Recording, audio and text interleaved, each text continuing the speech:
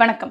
கல்லூரி 3ஆம் ஆண்டுல விமானம் ஒன்றை வடிவமைக்கும் பணி கலாம் ஐயாவுக்கும் அவருடைய குழுவினருக்கும் கொடுத்தாங்களாம்.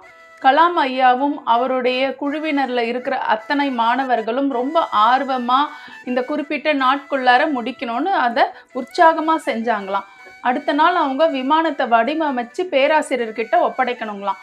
ஆனா அவங்களால ஒப்படைக்க முடியாததுனால பேராசிரியர் எதனால இது அப்படின்னு கேட்டாருங்களாம். அதுக்கு கலாம் ஐயா சொன்னாராம், கொஞ்சம் கஷ்டமா இருக்கு, நாங்க முயற்சி பண்ணிட்டு தான் இருக்கிறோம், இன்னும் எங்களுக்கு 30 நாட்கள் கொடுத்தீங்கன்னா இந்த விமானத்தை சரியா நாங்க வடிவமைச்சு கொடுத்துருவோம், ரொம்ப சிரமமா இருக்குன்னு சொன்னாருங்களாம். இதை கேட்ட பேராசிரியர் கலாம் ஐயா கிட்ட என்ன சொன்னாருன்னா, நிறைய நாட்கள் உங்களுக்கு கொடுத்தாச்சு, நீங்க சரிவர செய்யல, உங்களுக்காக 3 நாள் நான் அவகாசம் தரேன், இந்த 3 நாட்களுக்குள்ளார இந்த விமானத்தை நீங்க வடிவமைக்கலினா நான் உங்களுடைய படிப்பு உதவித்தொகையை நிறுத்திடுவேன், கட்டாயம் இதை செய்வேன்ட்டு ரொம்ப கத்திட்டு போயிட்டாருங்களாம். பேராசிரியர் இவ்வளோ கடுமையா பேசுறதை கேட்ட கலாம்ஜிக்கு ரொம்ப பதட்டம் ஆயிடுச்சான்.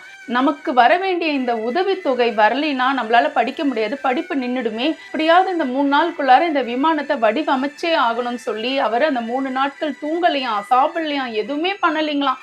அவருடைய மாணவர்களோடு சேர்ந்து அவர் அந்த விமானத்தை ரொம்ப சிறப்பா வடிவமைச்சு அவருடைய பேராசிரியர்கிட்ட காட்டினாருங்களாம். பேராசிரியர் இதை பார்த்து வியந்து போய் கலாம் ஐயா கிட்ட சொன்னாருங்களாம், கலாம், நீங்க சுறுசுறுப்பா செயல்படணும் தான் நான் உங்களை கடுமையா பேசினேன், ஆனா இதை நீங்க சவாலா எடுத்துக்கிட்டு 3 நாட்கள்ல யாராலையும் முடியாத ஒரு விஷயத்த செஞ்சிட்டீங்க, சபாஷ் அப்படின்னு சொன்னாருங்களாம். என்னங்க, இன்னைக்கு கலாம் ஐயா பத்தி இந்த விஷயத்த தெரிஞ்சிட்டு இருப்பீங்க. கலாம் ஐயாவுடைய வரலாறு நாளையும் தொடரும். இன்னைக்கு நாள் உங்க எல்லாருக்கும் நலமா அமைய என்னுடைய வாழ்த்துக்கள். நன்றி, வணக்கம்.